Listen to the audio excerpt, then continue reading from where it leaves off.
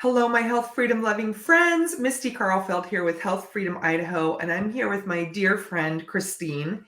She is a mom that's had to deal with CPS, and that's actually what brought us together. And it was a very troublesome, heartbreaking time in the life of Christine and her son.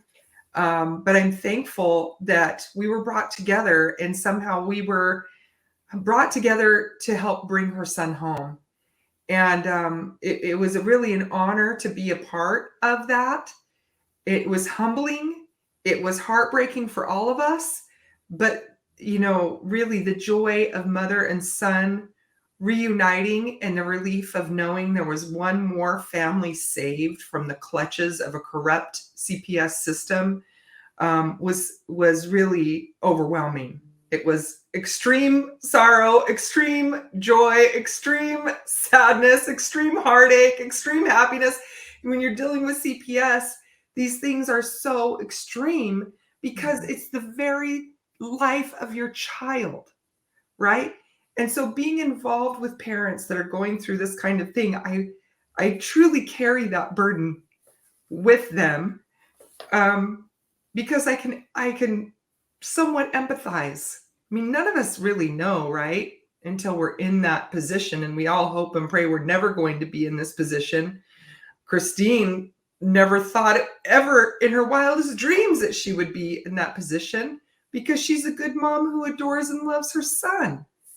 I hear these kinds of stories way too often, which is why I speak out about the corruption of CPS. And on Health Freedom Idaho, you can find a presentation that I did, and also an article that I've done along with some other friends with Health Freedom Idaho that helped me put the information together.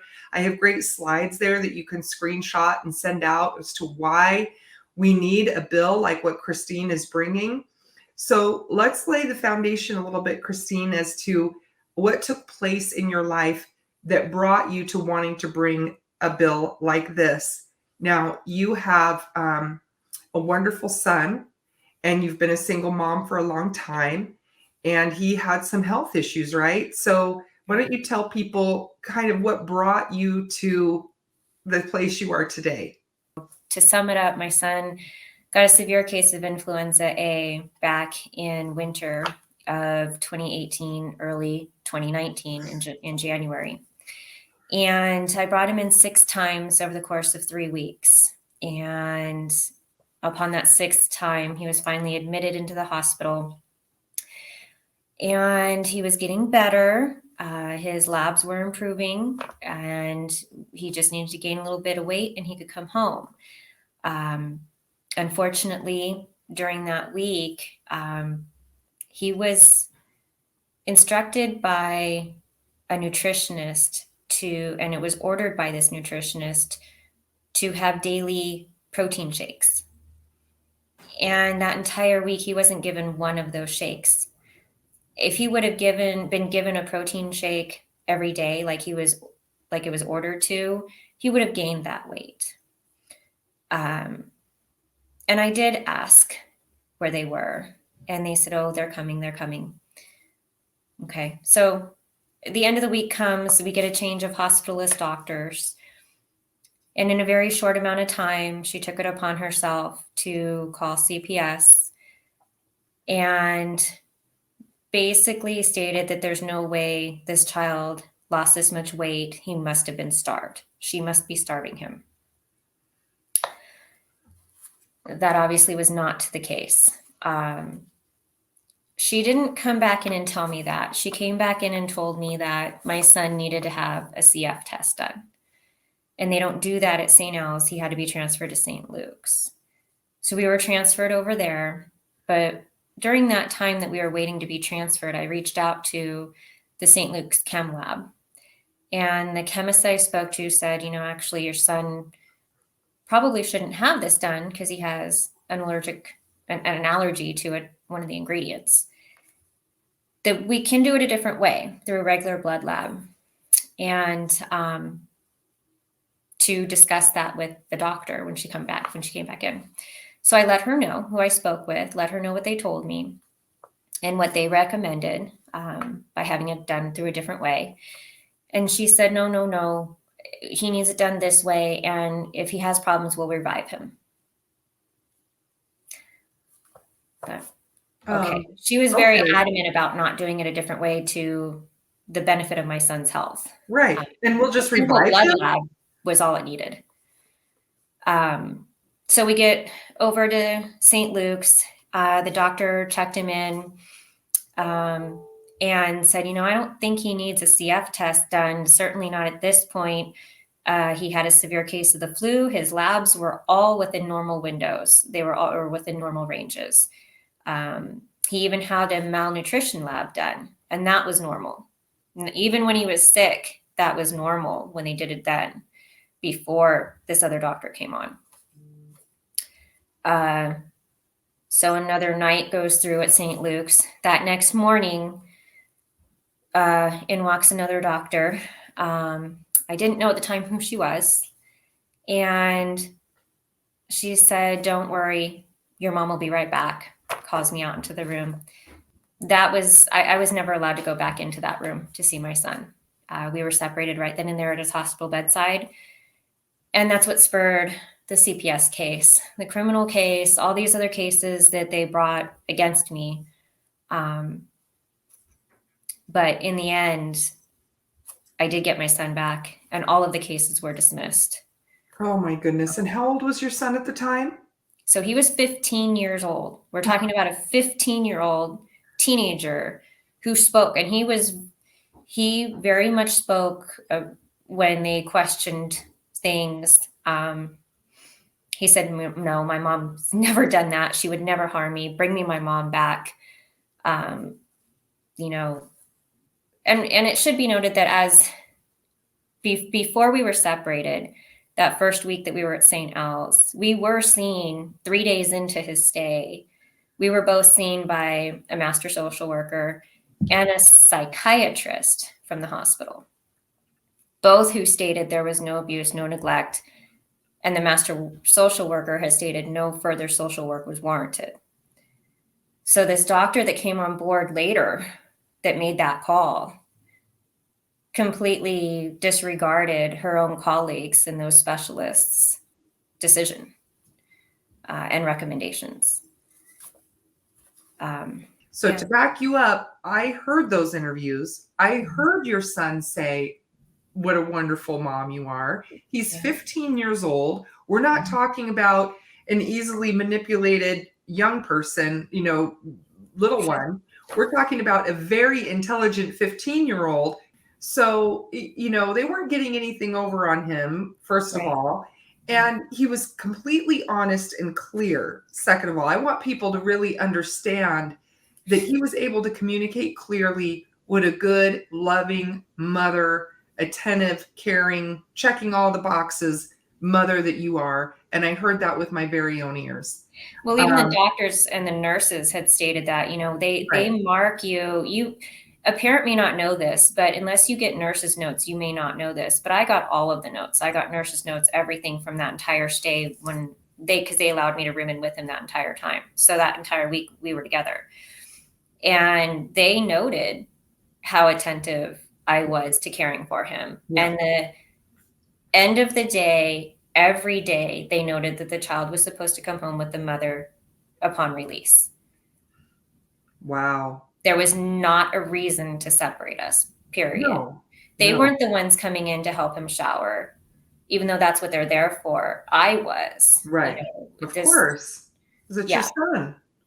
Right. And or to even walk the halls when we were walk the halls. Right. And there does seem to be something like this isn't the first time I've heard about parents being at St. Al's, being moved over to St. Luke's, and then CPS getting involved. Have you seen that quite a bit now that you've been speaking with other parents? Now that it's happened to me and other parents have spoken out and come to me, yes, I have seen it. And I have seen it just recently. Yeah. And honestly, that is because they have a department called the CARES unit. Right. And the CARES unit is child abuse specialists. And they are supposed to be the specialists who know the difference between abuse, neglect, or just a kiddo who's really sick. Right. Um, Right. so, And I think people don't know to be concerned when they hear that the CARES unit is getting involved. And that's one of the things I want to raise awareness about as you and I are speaking is that people think, oh, there's not as many CPS cases at St. Al's. Well, that's because they move them to St. Luke's. right, And they don't necessarily hear CPS, they hear CARES. right, And they're not necessarily told that they have a case open. Your doctors can know and the nurses can know, but the right, parent doesn't know. right, And the other thing I want people to understand from your case and other cases is that they can and do lie to you in order to bring about that separation. And so yes, there's your 15-year-old son left in the room where you're saying, I'll be right back. And you don't come back. yeah, And he doesn't necessarily know why. And you clearly don't, nobody knows why, because you're not understanding why you're being ripped away from each other when you're a good, caring, attentive mother.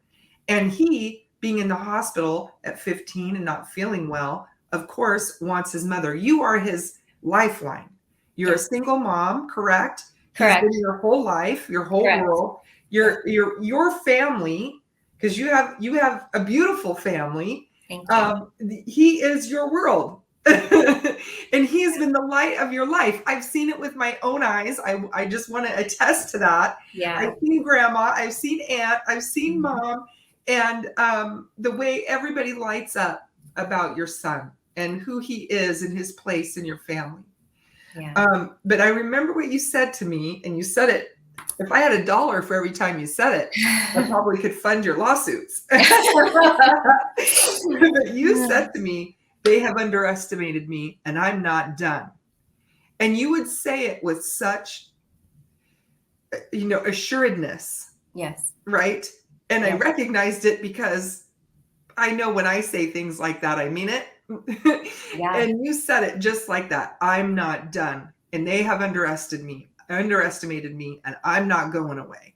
Yeah, I might wait. I said something similar to that to the detective when they separated us at the hospital, and Ooh, she, when you have that happen, you're just in utter shock, and yeah, you feel like, are you kidding me? This is some nightmare. And it wasn't that we were separated for a short time either. It took 15 months, nearly 16 months actually, to get him back home.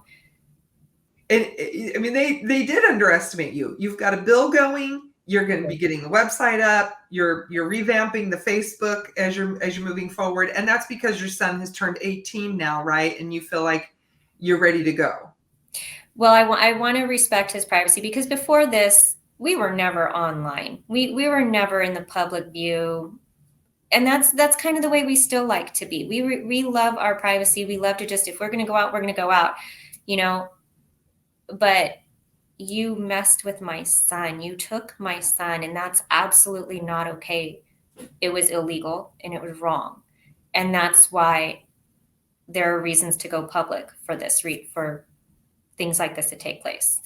But every step of the way, I had my attorney's hand involved so that I knew what I was doing was okay. It wasn't illegal. It wasn't going to come slap you in the face later in court or anything like that. Right. But now, yes, now he's 18. It's been a couple of years since he's been home.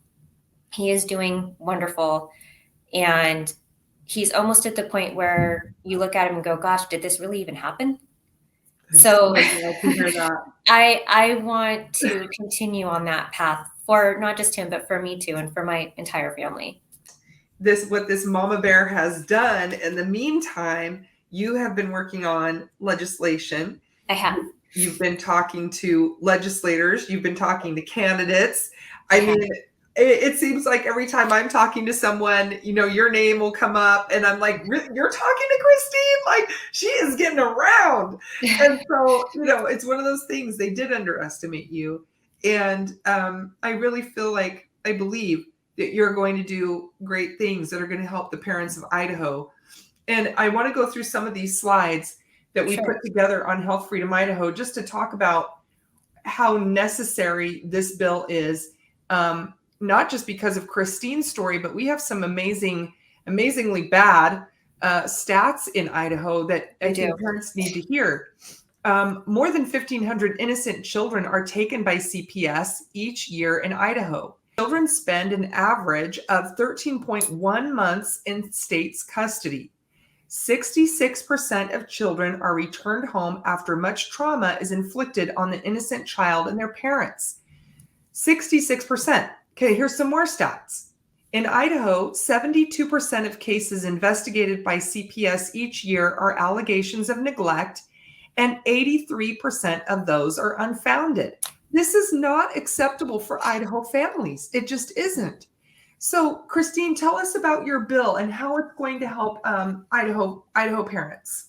Sure. So, for one, we do need CPS and we do need foster families. I just want to make that very clear. We need them for the right reasons, and we need this system to work for the people, not against them. Right. Okay. And instead of hiring more social workers, we need to train the ones we have better. That was something that, in talking with the legislators they're running, that was something that we touched lightly on, and that was something that was agreed upon, that's something we need to have happen. They're removing children who don't need to be removed and ignoring those that need to be removed, or at least given the resources to help them. And we have those resources. So as we're going into this bill, I just wanted to touch on a couple of things here. One of the questions that was asked to an Idaho judge was, how many times does a parent have to take their child in to get medical care before they're actually treated? Right. And the judge said she didn't know. And that's fair to a point. A district judge stated this year in a hearing regarding a civil rights lawsuit that in response to the plaintiff's attorney's argument, the judge stated, "You have made a wonderful policy argument for the Idaho legislature to consider in changing Idaho law." That was directly in relation to this bill. So a district judge is even putting his hand into it and saying, hey, this is a good argument. We need to bring this. We need to talk about this, and we need to make a change. Right. It can be confusing to parents. In one case, you've got a parent bringing their child in multiple times for medical care. And in another case, you've got a parent who didn't need to bring their child in any further. And in both cases, the parents followed exactly what they were supposed to do, right, what the doctor recommended. But then for that same reason, the children were medically kidnapped, regardless of the parents doing the right thing and following doctors' recommendations. So as we're going through this, I also recently attended a meet and greet where there were several parents expressing their concerns over medical kidnapping. They experienced it firsthand, or they knew of someone. Most of the people that I had talked to there were ones that had experienced it firsthand. Some parents were able to get their children back. Others had lost their children mainly due to ineffective counsel. Yep. There was an AG there, a running candidate AG, Raul Labrador, who I had the great pleasure of meeting and speaking to. And he has been the only one that has agreed to speak with me. I have reached out to others, and I have not gotten that kind of response. I would love to, because I think it's something that this is important to discuss. But as we were going through this meet and greet together, he spoke to everyone, and he had said that if he is elected, he will sit down with doctors and lawyers, discuss CPS reform, and urge the legislation to update the CPS laws. He sees the importance, he sees the discrepancies, and he knows that there needs to be a change made. Yeah. So moving into this bill here. And to back you up, Christine, I saw him last night. Oh, yes. And we talked about that, and he said the same thing to me. So as we discussed it, he was like, that's absolutely what needs to happen. And I believe that he will. Mm-hmm. When I've seen what he's done on the CDH board, he put his action where his mouth is. Yes. So there's a lot of people that we don't know. They say things and we don't know exactly what they will or won't do. Mm-hmm. With Raul, at least he's got a pretty good voting record as far as representing Idaho, but his action at the CDH board was pretty profound in what took place as far as kind of the restrictions from the whole COVID stuff that was taking place. Sure. And he brought a sense of balance to the CDH board. I'd really like to see that as AG for Idaho. And I believe that we'll see that same good, strong balance being brought to this sort of extreme governor that we have if he gets voted in. And every time I talk to him about different things, we talked about several different statutes, and he has a very thoughtful, measured response to everything that I bring to him. It's like, okay, he's engaged in what I'm saying. That makes sense. Let's look into it. He has never been unreachable. Right. I mean, as busy as he is right now, he takes the time to give a thoughtful response. Well, so in my initial contact to him, to reach out to him in 8 minutes on a weekend, I think it was a Saturday, I got a response in 8 minutes. There you go. So, I mean, they are very on top of things. They want to hear from people. Right. They want to be able to know what the concerns are, to know how to help. He wants to know these things. Right. So I really wanted to lay the foundation, because there's so many people saying a lot of stuff right now as we're right in the middle of a race. Yeah, that's bound to happen, I think. Right. But he really has action to back up the things that he says. And so yes. I hope we get him in office so we can see some of these really good changes and his kind of thoughtful, measured action. I'm looking forward to that. So absolutely. Yeah. We need somebody strong like him we need him in office as an AG. Absolutely. Yeah. It's time for a change. Yeah. Yeah.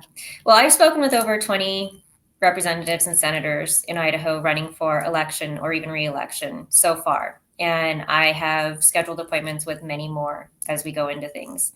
And these are people, these representatives and senators that have experience in the law. They have experience in legislation. They have law enforcement background. They have experience working with CPS. So these are people that have knowledge and are aware of the concerns and what we need to do to change them. And all of them have the concerns with the way CPS is being currently handled. We all know we need CPS and we need foster families, but they need to work for the people, not against them. We need it to work better. So in having these conversations with these folks, these were some of the things that they had mentioned and brought up. One of them was, if a doctor can't tell the difference between a severe cold infection and actual abuse and neglect, then there's a problem. When a social worker is stating there's no abuse and neglect, but won't tell the judges or the prosecuting attorneys, the PAs, citing it's not their job, then there's a problem.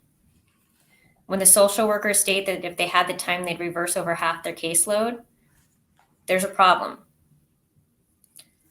So, we briefly touched on the CARES report, the CARES department that exists over in St. Luke's in Boise. So St. Luke's CARES reports on their website that each year they see more than 1,000 children placed in foster care for evaluation.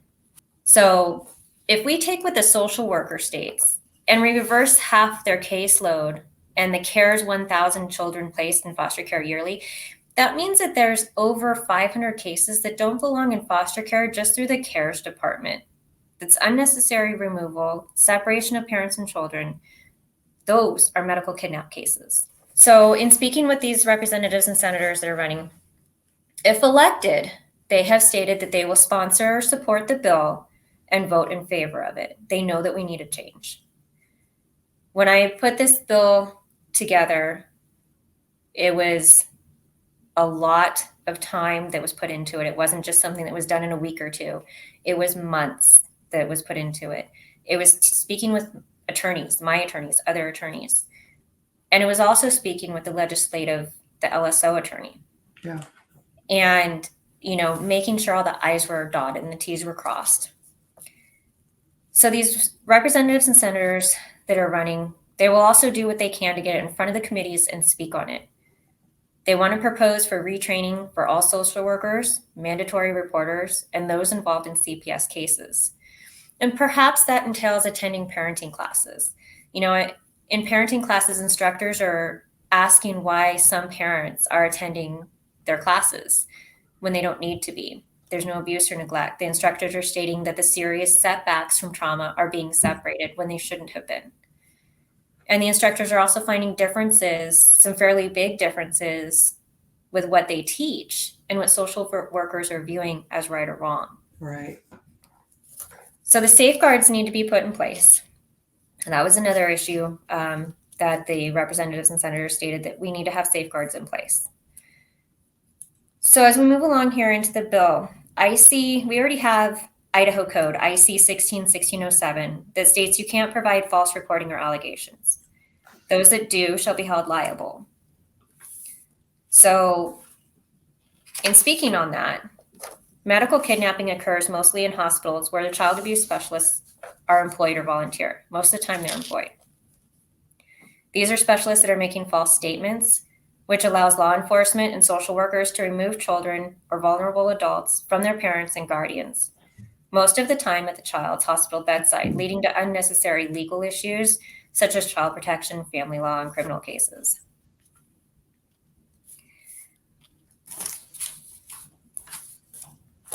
If you're running for legislation, or you're an official or any official position, and you want to learn more about this bill, H821, it's a medical kidnap bill. And in this video, as we're discussing things, we're going to go through each section in detail and this is more of an educational piece about what this bill will do.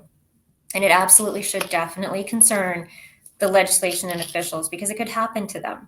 It could happen to anyone, future children, grandchildren. By having bills like this put in place, this is how we protect them. So in this bill, it has 3 sections.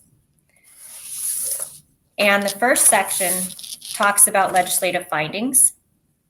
The section 2 talks about what defines medical kidnap and parental and constitutional rights.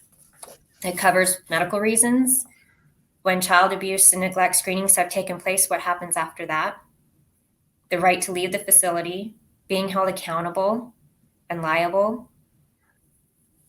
We also talk about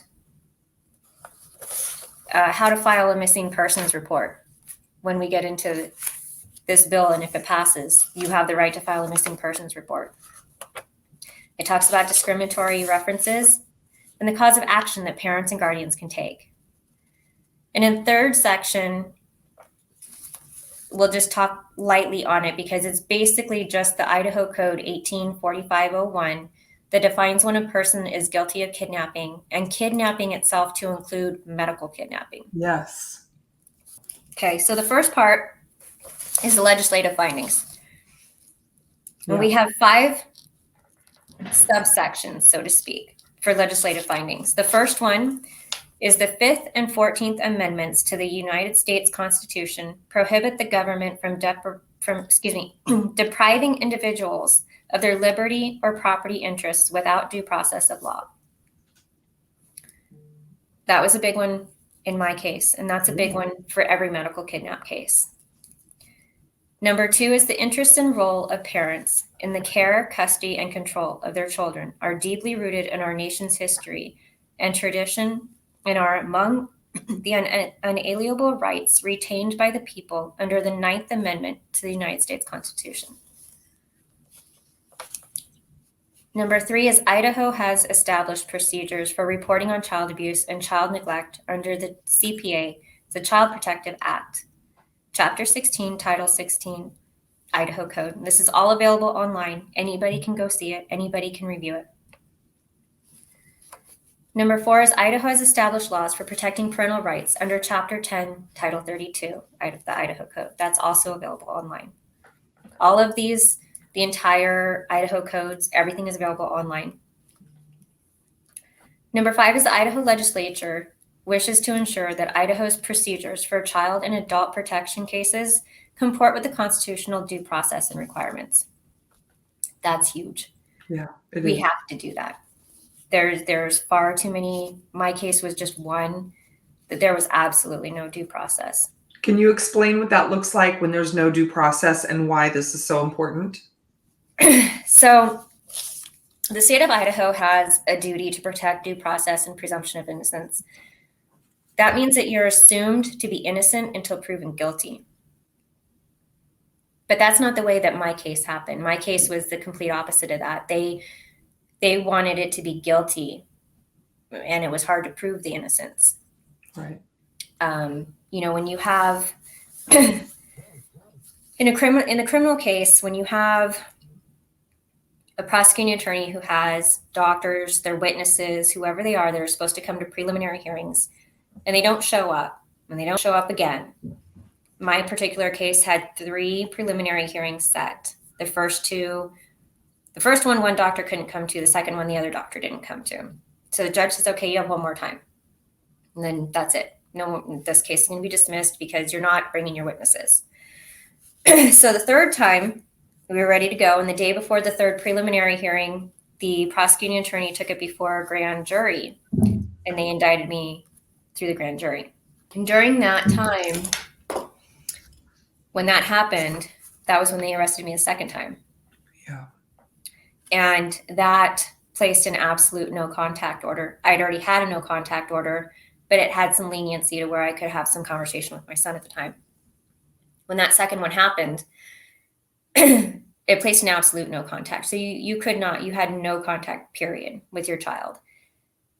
When you go grocery shopping and you run into your child who's in the foster care system with the foster parent, and you can't speak to your child, you're literally within arm's length, a foot apart from each other, perhaps. That happened to us. And I couldn't say hi. I couldn't talk to him. The look on each other's faces was just like, oh, just come give me a hug. Come take me home. And we couldn't do anything.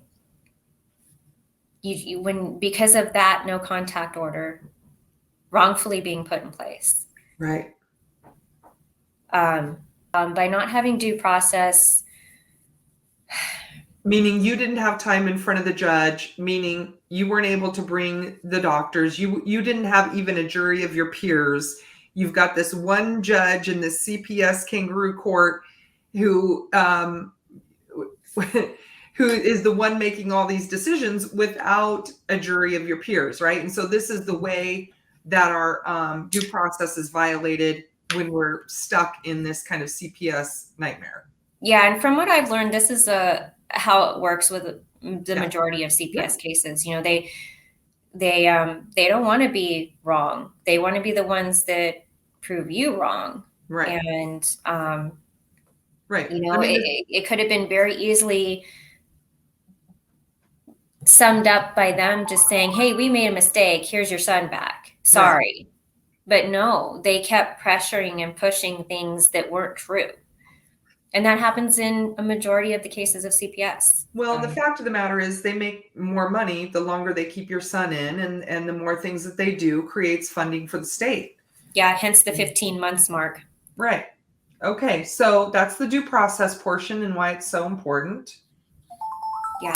So we're going to talk about Section 2 now that defines what medical kidnap is. This is very important because we don't have this defined in Idaho code right now. No state does. No U.S. state, no worldwide. There is no law on medical kidnap, and there absolutely should be. And even neglect is so broad that anything can be considered neglect. And so having this kind of a definition is really going to not only help the parents, but it helps the CPS caseworkers know what their boundaries are. Right. So the bill does not just protect the sacred bond between the parent and child. The bill will also protect by ensuring those mandatory reporters are reporting actual child abuse and neglect. Otherwise, they could be held liable and face lawsuits. And there's a lot that comes in a lawsuit against them. This is Section 2 defining medical kidnap. And there's a few definitions of it because it can be seen in a few different ways of light. Okay. So medical kidnap means the wrongful removal of a minor under 18 years of age or a vulnerable adult from a parent or guardian by law enforcement, a social worker, or any other official when A, a parent or guardian questions or denies a potential medical treatment or test for the child or vulnerable adult who chooses to seek a second opinion when there is a cause for concern that the potential medical treatment or test would do harm to the child or vulnerable adult, including but not limited to an allergic reaction. B, A parent or guardian brings the child or vulnerable adult for medical treatment or care, and a child abuse or neglect screening has established there is no child abuse or neglect, and the child or vulnerable adult is removed or placed in state care by a social worker, law enforcement, or any other official at a treating hospital or other medical treating facility for invalid reasons, including but not limited to imminent harm and danger, which the majority of these cases are labeled Right. as imminent harm and danger. That's how they separate the child from the parent Right. or guardian. Okay, C. Which is pretty crazy because your son was in the hospital when you were separated under imminent danger. And that still doesn't make sense to me to this day, because technically I wasn't in charge of his care. They were. Right. I wasn't in charge of giving him medicine. I wasn't in charge of giving him his foods or prepping his meals for him. Had I had been, he would have had a protein shake every day. Right. And apparently that didn't set well with the doctor either when I said, where are his protein shakes? Right. In the case of the baby up north, baby Elijah, same thing. Mm-hmm. They are at the hospital and they're removing a day-old baby under imminent danger. Explain that. I mean, they just literally use this term whenever convenient to reach their goal. Mm-hmm. So I think this is also very important. I appreciate this very much being established. Absolutely. Absolutely. C is a child or vulnerable adult has his or her belongings taken by a doctor, nurse, staff, volunteer, social worker, or any other official without parental or guardian consent. This can include, but not limited to, service or therapy animals, clothing, books, games, their cell phone, their wallet, eyeglasses, water, or food. I know that from personal experience. All of those things happened to my son, and I'm not the only parent that happened to. D is a child or vulnerable adult is denied the freedom to continued care with his or her own established medical physicians and specialists. That also happened in my case, and it's also happening in other cases. Yeah. E, a child abuse specialist visits with a child when it has previously been verified that no abuse or neglect has occurred. Yes. It should just stop right there. Right. F, a child or vulnerable adult is coerced by medical staff or a volunteer into taking a medical test or medication. That happens so many times. Mm-hmm. And 9 times out of 10, we found that it's harming the child. Right. G, a doctor, nurse, medical staff, or volunteer takes photos, videos, lab work, or x-rays, or conducts medical testing, care, or treatment of or on the child or vulnerable adult without consent of a parent or guardian. So important. It is absolutely wrong to do that. Every parent and guardian has to give consent. There is no reason for them not to. Now, how does this work with the statute? I think it's actually a rule, a health and welfare rule. I was just reading over this the other day, and it says that if they can't reach the parent, that they're going to go ahead and do it. I mean, that's what it says. So I think if this were passed, and if I remember correctly that that's a rule, then Health and Welfare Department will have to go back and rewrite that rule based on this law being passed, which would be magnificent for Idaho parents. Yeah. I think every parent, and one of my attorneys has told me too that it's written this way in a federal level somewhere, that you have to give consent. The parent or guardian has to give consent. They have to know and they have to give consent before any of this is done. If any of what I just listed, a lab, an x-ray, right, testing, photos, videos, these were also done. Yeah. In my case. Yeah. And so when a child is saying, why are you taking my photos? And we're talking about a teenager. Right. Why are you taking my photos? And the doctor or nurse says, well, I'm taking them so that the doctor can manage your care. For follow-up. And what kind of photos are we talking about specifically? We're talking about full body photos, placing him in certain positions that make him or her look worse than what they actually are, and then actually not using those photos for what they stated they were intended for. Yeah. They actually are giving those photos to prosecuting attorneys to turn over in criminal cases as so-called evidence against that parent. Yeah. So when that happened in my case, and I can talk about that because it is public knowledge, I think you were actually there. You were actually there. Yeah. When that happened. And these photos went around across the desks in the hearing. And they came to my side, and I think there were 3, possibly 4 photos. And there was a reason for every single one of them. And out of the privacy and protection of my son, I won't name the medical reasons behind that, but there were valid medical reasons behind that. And when they were not used, there wasn't a reason for them to take those photos. Right. And they should have asked me first. Right.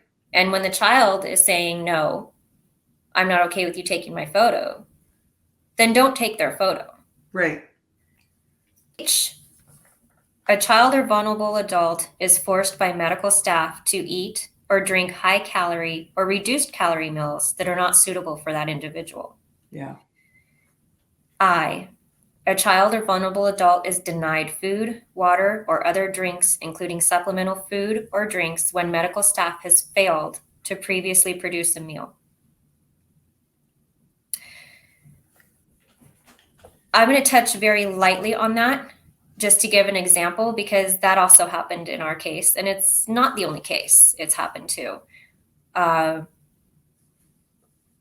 child was put back into the hospital a second time for reasons that were not his fault and not the parents' fault, but neglect in the state's care. And they had been given breakfast. This was already they're already in separation, so the child is already part of the state in the state's care. The child was given breakfast, had a very long journey to the hospital, was not given a snack. Once there, was also not given lunch, was told, okay, you need to be put back in the hospital. We'll get you food when you get settled. 5 o'clock, 6 o'clock comes around. The child hasn't ate since breakfast.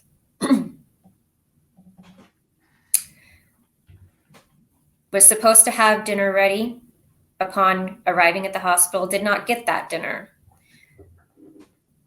Doctor, nurse, social service worker was there. An aide from the social worker was there, the aide to the worker. The patient and the nurse comes in with a plate of food and said, sorry, we dropped the ball. Here's your dinner.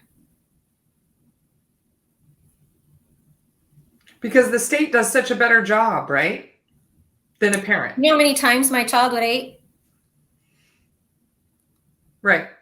And then that looks bad on me when I'm asking where his food is. Right. And that's the thing. They make this assertion that they do it so much better than the parent, but we're all human and we all make mistakes in life and things happen. But in the parent's care, oftentimes they receive better treatment than they did in the state's care. The facts are there. And to go back to the one where you said, so where the parent can seek a second opinion, Yes. it may seem to folks who are not in the system or don't know people who have been in the system, it's so important to have that. There's 2 cases that come to mind. There was one in New York and one in Utah, where in these children the doctor said something about the child having some kind of cancer, and the parent saying, I would like to get a second opinion on the cancer and possible treatments. And CPS shows up at their door and takes their child. So in a world where we think it's normal and fine to be able to say, I hear you, I'm going to double check on some other possible ways, or in first of all, having been diagnosed with something myself that was really hard to take in, I needed to hear it from someone else. Yeah. I couldn't take it in the first time and accept that as my label now.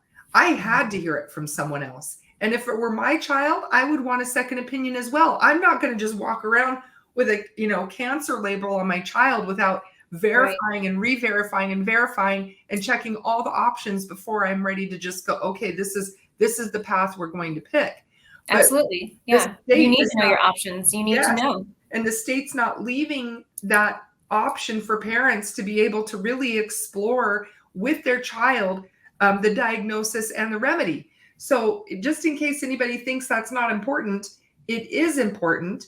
And then talking about denying food or drink, in the case of the gal in New York, and she was a teenager, she didn't want chemo, did not want chemo. In fact, she ran away to avoid the chemo that the state ended up forcing upon her, and they denied her food and water until she would submit to the chemo. It's absolutely atrocious, and you can find that story online. And guess what, guys? She was forced the chemo, and her cancer came back. And I later saw an interview with her where she was saying, "And what now? And what now? The state made me take this chemo, which ultimately could be part of the cancer coming back. And who's going to help me now?" And she was 17 at the time and terrified that they were going to make her do the chemo again. Yeah. So, it seems odd to a regular person who hasn't been involved. I would read that and go, that's crazy. Of course they're giving these kids food and water. But like your story, and then like this gal's story where they're withholding on purpose in order to coerce a medical treatment, it is important to have that information or that clearly defined here in the medical kidnap term. So I appreciate that very much. We have one more here for this section. It's J. A child or vulnerable adult is ordered to take medication or receive medical tests when not required, and that may cause a heart condition or other medical condition or harm. That happens a lot. Yeah.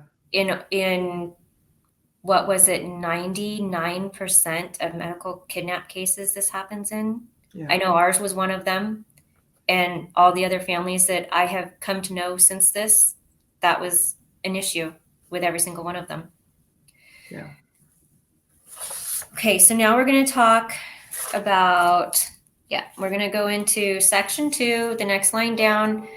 This is going to be talking about the constitutional rights, the parental rights, because this needs to be established in part of our, in part of the medical kidnap bill, because we already have parental rights, we already have constitutional rights that protect us from this happening. So having this become part of this bill is an important piece to it. Right. Okay, so part 2 of section 2. A parent or guardian has the final decision in a child or vulnerable adult's medical care and treatment. A parent or guardian shall have a parental and constitutional right to seek medical treatment and make decisions for a child or vulnerable adult when the parent or guardian believes it is in the best interest of the child or vulnerable adult, including but not limited to accepting or denying testing, imaging, medication, or a second opinion. Such choices shall not be deemed as child abuse or neglect and may not be disputed, discriminated against, reported, or investigated by or to social services, law enforcement, or any other official. A child or vulnerable adult should not be removed from a parent or guardian and placed in state care, a hospital, or any other medical treating facility by a social worker, law enforcement, or any other official without a known instance of abuse or neglect. And it's important that that word known is in there, not reason to believe. Right. You better know. And an investigation in such circumstances may only occur upon a known instance of abuse or neglect. So treating medical doctors, nurses, specialists, staff, and any other medical facility employees or volunteers shall abide by a parent or guardian's wishes. Any reports made by a reporting person must have actual proof, not just hearsay. That's another important piece. If you're going to speak about it, and we're going to call it hearsay because hearsay is allowed in the state of Idaho. Idaho has not abolished that law yet. You must have actual proof that a parent or guardian has acted with a malice intent. Okay. So that takes care of that part. The next part is still section 2, part 3, and we're going to cover medical reasons. A child or a vulnerable adult has a medical reason, including but not limited to influenza, gastrointestinal issues, or a compromised immune system. Such reason shall not be excluded as a valid cause or part of a cause for which a parent or guardian has brought a child or vulnerable adult in for medical treatment. It shall not be assumed that abuse or neglect has occurred, or that social services are required, or that an investigation on part of the Child Protective Services is required. We're going to talk about child abuse neglect screenings that have taken place. When a parent or guardian brings a child in for medical care at a doctor's office, urgent care clinic, hospital, or any other medical treating facility, and after a screening for child abuse or neglect has established there was not abuse or neglect, then no further reporting or investigation by a doctor, nurse, staff, volunteer, social worker, law enforcement, or any other person or official shall be conducted.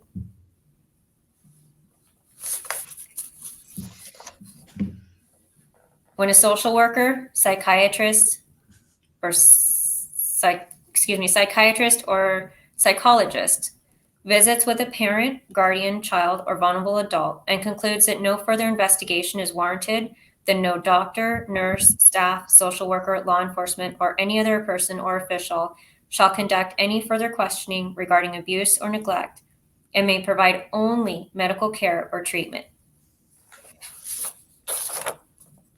Now, we touched lightly on your right to leave. This section 2, part 6 discusses that. If a parent, guardian, child, or vulnerable adult feels mistreated by a doctor, nurse, staff, or volunteer at a medical facility, there is a right to leave the facility and seek further medical care at another facility on the person's own accord and without involvement by a social worker, law enforcement, or any other official. I'd like to touch on that for a minute because, Sure. I mean, this happens so often where people feel stuck there.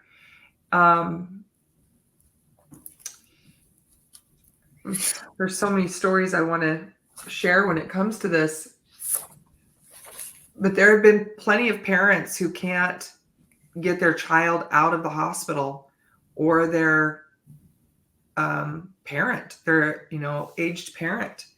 Yeah. And a lot of people are afraid to go to the hospital because they're afraid of being locked in there like a jail and not allowed to leave.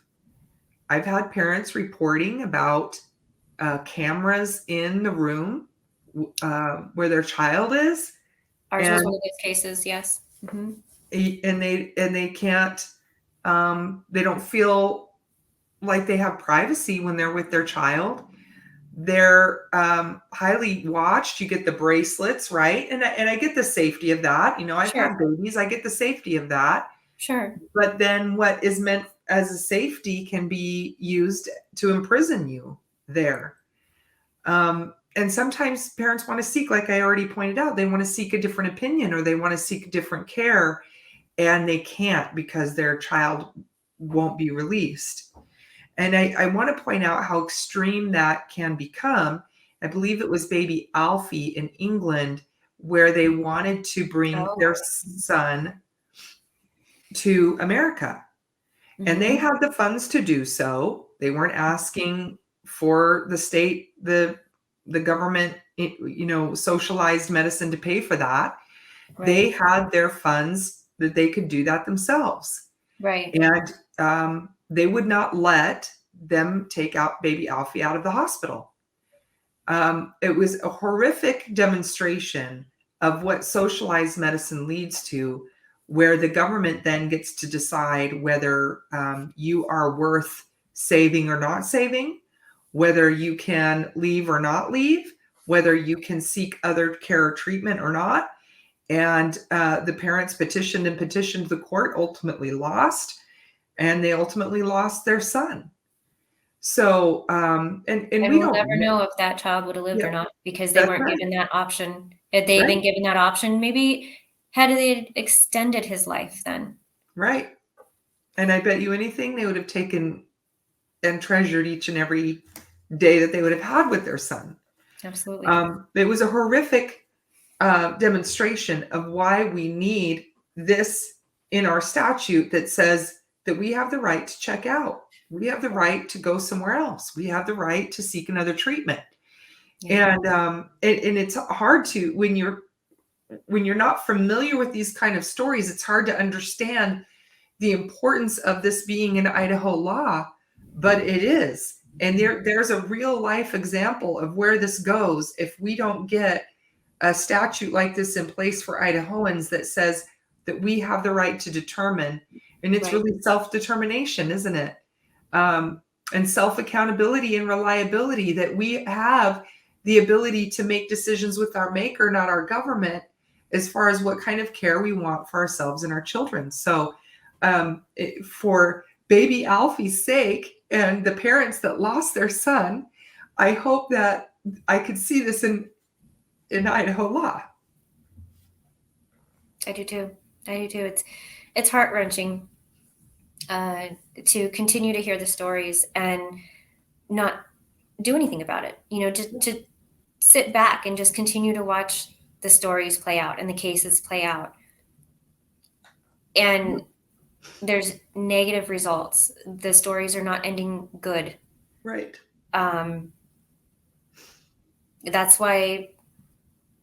partly why this bill was created, because it's just, when I came to learn that I was not the only case, I was not an isolated case. There was Right. so many other parents. And I am so grateful if you're watching this, to all the parents out there who came to me and who have stayed in contact with me. I just talked to one the other day. Thank you for that, and thank you for sharing your story with me and standing behind me on this bill. And, I am so glad to hear that many of you have gotten your children back, and the ones that unfortunately haven't, we're still going to be fighting for you. Right. There are attorneys. We are taking the next step. And I don't just mean we as in me, I mean us as a whole here. Yeah. Are taking those steps to try and get their babies back to them, because they didn't need to be taken. They just, for whatever reason, most of the time was ineffective counsel. Yeah. We can appeal those. Right. And you're absolutely right. Oftentimes it is families that cannot afford good counsel. And so they use the ones appointed to them, and they're a part of the corrupt system, and it doesn't turn out well. So having this kind of a law in place for them to stand on, it would mean everything. Yeah. But I also want to point out that like you said, it's not just for the parents. We shouldn't be having hospitals that parents are afraid to bring their children to. And I happen to know quite a bit of people in the medical field, and they don't want that either. Mm-hmm. They want a place where you can bring your family member and your child and feel safe and cared for. That's why they got the degree they got. Yeah. So let's give them that protection as well, so that parents feel safe to bring their children in, and not that they're going to be bringing them to a jail that they can't then take them out of. I think that this will increase the trust between parents and medical workers, whether it's doctors or nurses or whatever staff. And if we don't increase that trust, we're going to see a decrease, and have seen a decrease, of parents going to the hospital because they're too afraid to. Yeah. And then bad things can come out of that. Yeah. When you should never be afraid. I'll give you for instance, from my case. Okay. while my son was still in foster care and we were getting those visits back, he became sick. We'll talk about that too in this statement when we do our second video here. They put him back in school. Even though he had been finished with school, they put him back in school. They put him in a public school at a freshman level. So, but he became sick. And so when he was on a visit with me for the weekend, I felt he should be taken in. He needed to go in. He wanted to go in because he was getting sick all over again. And it was something that he kept contracting from public school. That was one reason why homeschooling was beneficial for him. Because of children that have low immune systems, the alternative to being subjected to all those instances in public school is by having a solid, good foundation for homeschooling. Right. And thankfully, we were able to provide that for him. But that scaredness, that fear that is placed in the parent and the child by bringing that child back in when you've already got a CPS case going on, that stayed with the two of us even after it ended. Even after he turned 18, we'd go see his doctor for a checkup. And thankfully, the last 2 years, he has been healthy, no illnesses. But those checkups that he gets every year, not just until recently, was that fear taken away. We didn't have that anymore because we were established outside of the two hospitals who had harmed us, and him mainly. Right. And now he's established with a wonderful doctor. He saw no neglect. And just to quote him, I'm not going to say his name because I will always protect my son's privacy in that matter. But this particular doctor that he has now had said, why didn't those doctors do their job when you took your child in those 6 times? Why did it have to take 6 times? And then they still did this to you.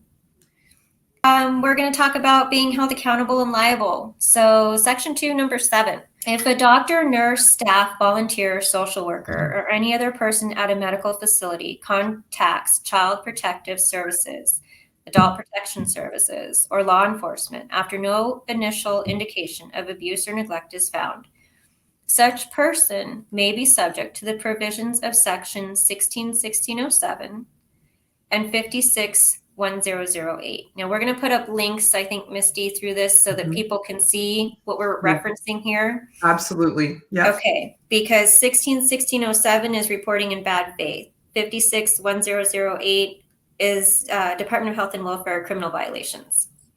It also includes Chapter 45, Title 18, that's kidnapping, and Chapter 10, Title 32, that is parental rights. So these are all Idaho codes that are already in place, and any resulting child protection case shall also be terminated under this.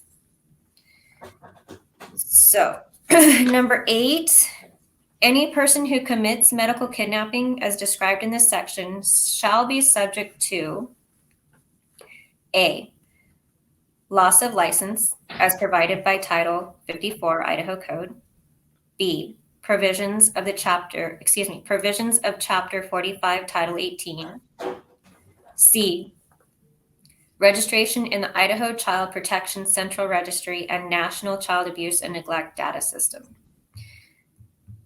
D, if the individual has full or partial custody of a child or vulnerable adult, an investigation and requirements by Child and Family Services or Adult Protective Services that includes, but is not limited to, a full psychological evaluation, attendance of in-depth courses on parenting, nutrition, special needs of individuals, and trauma. Such courses shall not be taught by a social worker. And that's important. Yes. They cannot be taught by a social worker. The social worker does not even understand these. They need to be taught by people who understand them, who have instruction on them, who know the difference, know what to look for, and how to treat. Yes. So 100%. Yes. That's that part. Now we'll move on to section 9, which is being able to report a missing person. When medical kidnapping is defined in this section involving a child, it occurs a parent or guardian may report such child and a missing person child as defined in section 184508. That is the missing person law that we currently have. And that's where we're going to add in kidnapping, but also add in medical kidnapping. Yes. Okay. Now we'll talk about section 2, part 10, that talks about discrimination. Medical staff, including doctors, nurses, volunteers, or other officials, shall not use inappropriate language or any other discriminatory or derogatory references to describe a child or vulnerable adult in their care. A person who uses such language may be subject to a cause of action from the parent or guardian. Help me understand, what is a cause of action when it says that? That can mean a lawsuit. That can mean going to court, whether it is district court, magistrate court, Supreme Court. That means that the parent or the guardian is bringing a case against them for discriminating, derogatory referencing, whatever they have done. But what would that charge be? I guess I'm not clear. What's that? What would that charge be, though? What would you be suing them under? That would be something that the attorneys would have to go through, because Idaho has already in place law on that, but it's in several different sections in our Idaho code. So that would, depending on if it's discriminatory, derogatory, inappropriate, okay, and then where that falls, if it's a child or vulnerable adult. Okay. So we have it in different sections, and to my knowledge, from what my attorneys have told me, that's something that's going to have to be personally taken care of by those people involved, meaning the parent, guardian, and their attorney. Okay, so the cause of action also includes number 11. If a child or vulnerable adult is subject to medical kidnap under this section, the parent or guardian shall have a cause of action against the individuals involved for damages and attorney fees. And that can be a civil lawsuit case. Okay, that can, because that's absolutely what happens when medical kidnap occurs. Yeah. You know, there's violations there. Oh, man. Yeah. Okay, so now we're going to go on to section 3, a very short section, so it won't take up much more time here. This is defining Idaho Code 184501, defines when a person is guilty of kidnapping, and that kidnapping is to now include medical kidnapping. Yes.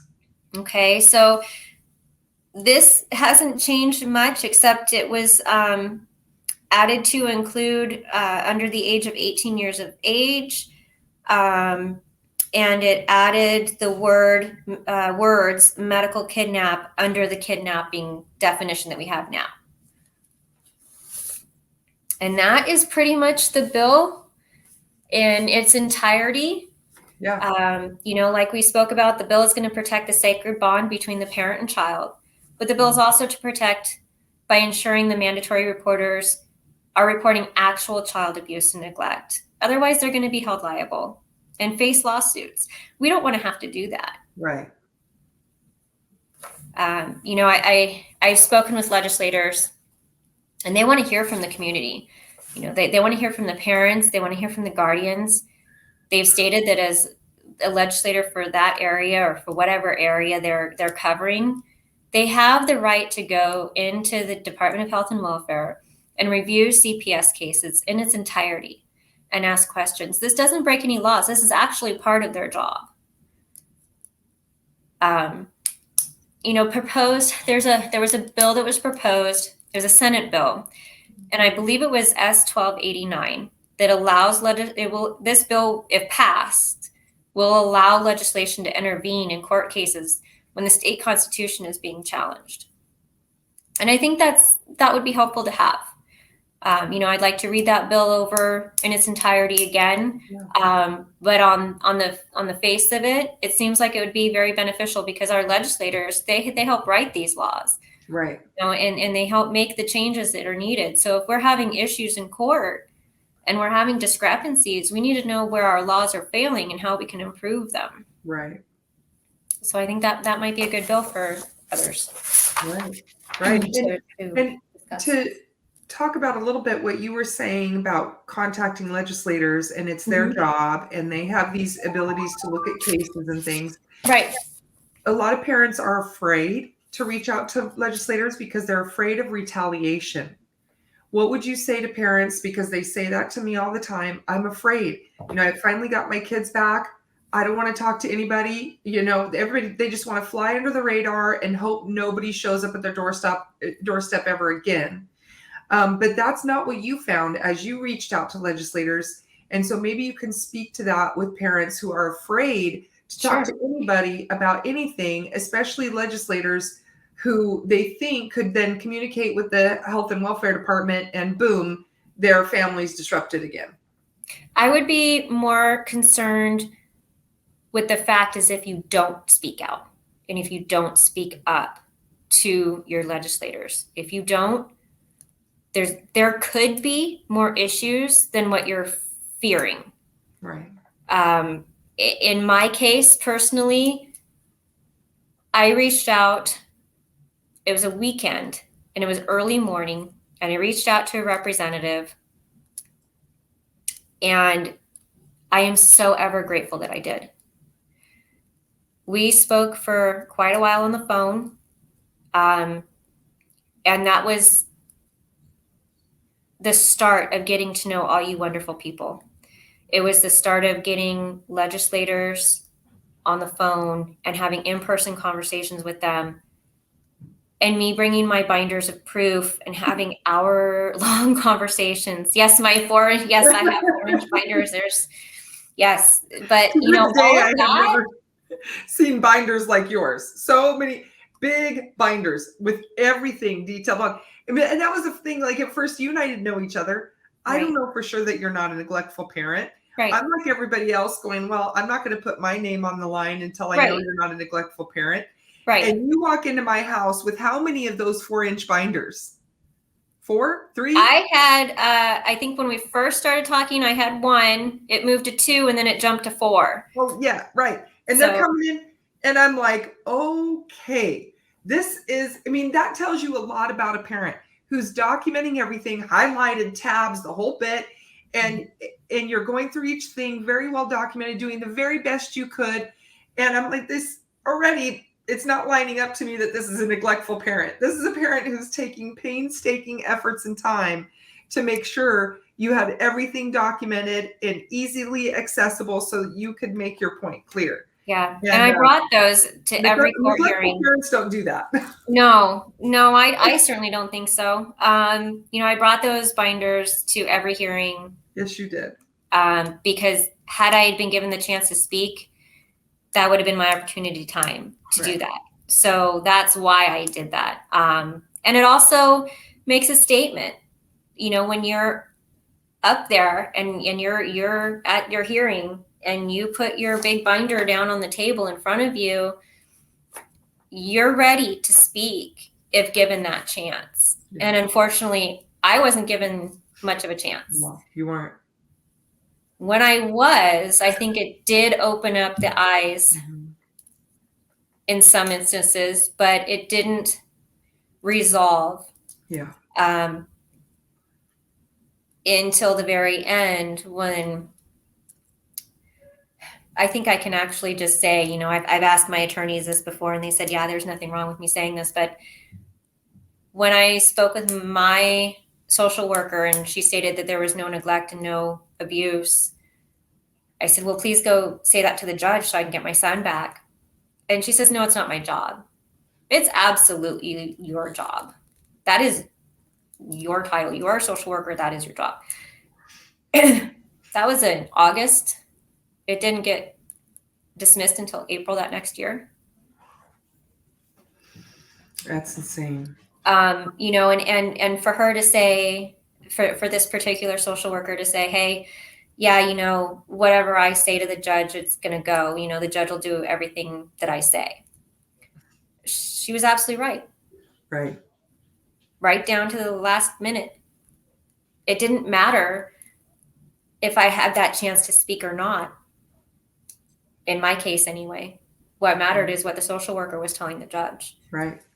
Instead of the judge just saying, I'm going to take a look at it from both views. Right. I think she finally did once my attorney was able to speak up, have his chance in there, because I think it's important to know to the public too, that, I went through, and as people have followed my story, they already know this, but I went through 4 attorneys before I had the one who saved my life and saved my son's life and got us reunited. And, he went full force on it, and he was not afraid to speak up to this prosecuting attorney. He was not afraid to speak up in court. And when he spoke, people listened. We asked for several things to take place that we tried, for instance, another adjudicatory hearing. We were denied that, but during that time, we were allowed to open the judge up to hearing our side. So we were allowed to kind of have that adjudicatory without actually having one, because we were able to state some things that perhaps she didn't know or was aware of. Yeah. So I can only hope that by doing that, opened that up a little bit, opened the judge's eyes up to a little bit of that. So I'd like to think that the judge had listened to that part. She did state that she was very, happy to see this part come to light, and come to be accepted in her, the courtroom, bring this material to her. But again, it didn't end until April that next year. So it's kind of interesting. Right. And I'm not the only case that it's happened to. So that's why this medical kidnap bill was put together. It's not an isolated case. No. If it had been an isolated case, I probably wouldn't have written this bill. I probably wouldn't have a lawsuit against those involved. Right. But I'm not. No. I'm not the only one. So bringing a bill like this gives a talking point, gives a door opening for them to call and say, this is why we need this bill passed, until I don't think anybody should be afraid to talk to their legislator. Right. Whether they're their local one, or ask around to talk to one if you're that afraid or scared. Wonderful to have Senator Christy Zito be part of this, and Tammy Nichols, representative. Now, both of them at the time of the beginning of my case were representatives. Christy became a senator, and now Tammy's running for Senate. Right. And I think that's wonderful. We need good people like that. Well, I just want to say that not every legislator is as great as those two. If people are looking and maybe trying to determine whether or not they want to talk to their legislator, a good place to start is the Idaho Freedom Foundation Freedom Rating. So it's really good. That's a great place to start. I think that I didn't know about it at the time. Yeah. Perhaps I would have if I knew about it. Well, you happen to be fortunate and have a good one in your district. Absolutely. And they can reach out to you, and they can reach out to me, and we can help. Absolutely. Yeah. I mean, I'm still talking to legislators who are running, and if you're running for any official, whether it's legislation, I've spoken to sheriffs who are running. Yeah. I've spoken, and they all stand behind this bill because they know it's such a big concern. Yeah. I have not spoken to one person who doesn't share in the concern. Right. Right. So the more and more, that we express the concern and we show educational videos like this, the more awareness it's bringing. Right. And if we're aware of things that are happening in a negative way, we can have resolutions for those. We can solve them together. You are an amazing woman, an amazing mom, an amazing warrior. You and Christy Zito are evidence that mighty things can come in very small packages. And I'm honored to know you. What is, for the future of this bill? Our legislative session is now over. They did, in fact, sine die, so they won't be back until January, right after the 1st. Right. And so now what? You have a bill number. So now what for Yes. next legislative session? So we are bringing it back next session. I have a lot of supporters on it already that are running for legislation. So both senators and representatives, both that are re-electing, going for re-election, and also those that are just now running for election. That's awesome. So I'm very excited to see where it goes. It is going to be a hard bill.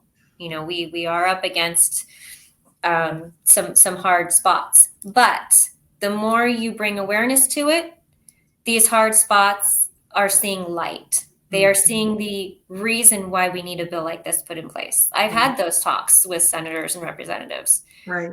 where I thought, they may not be for this bill, but they're having the time to talk to me. Right. And they're listening.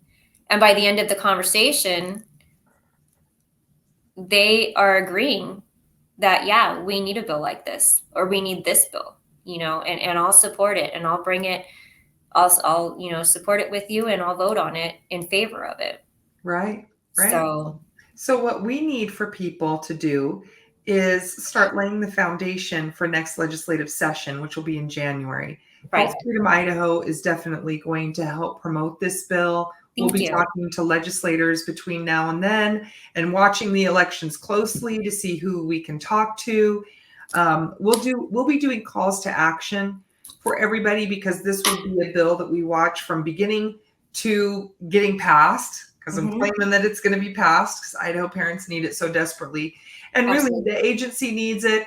The hospital needs it. We all need it. We all need it for a better Idaho, for safer families, for families that feel that they can utilize resources, for the level of trust to increase in Idaho between healthcare providers and families, that we need this bill to become law. So we will, help drive calls to action so we can reach out to legislators and let them know that we want it passed, and we'll follow it through beginning to end.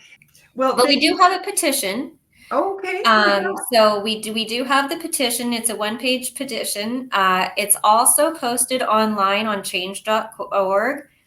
We could probably put that link in there too. I think you have it, but if you don't, I'll give it to you. Yes, right. We'll compile all the links and put it into one article, I think, so we can pass out the article, we can pass out this video, we can pass out all the links, and people can sign the petition. So I think that's wonderful. You've laid the groundwork, honestly, so beautifully, and your intention is so right on, and really creating a pathway for parents as well to be heard.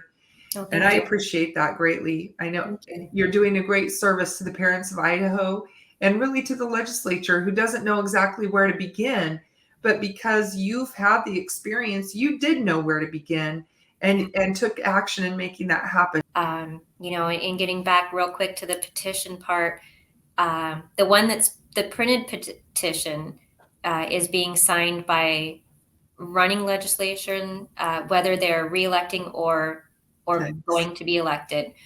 And I'm already receiving those back signed.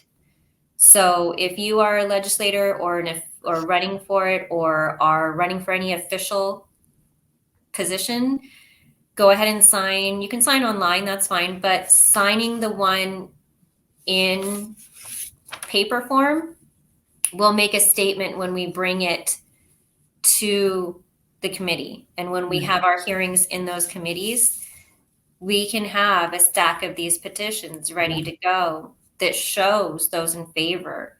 Right. Instead of just a link to a website, we actually have the physical copies of them. Awesome. Wonderful. Thank you, Christine. I appreciate you very much, friend. Thank you. Thank you for taking the time and being there through this whole journey. I'm hoping that this bill does pass so that we do have the protection in place that we need. Wonderful. Well, stay tuned, everybody, because this story is not over.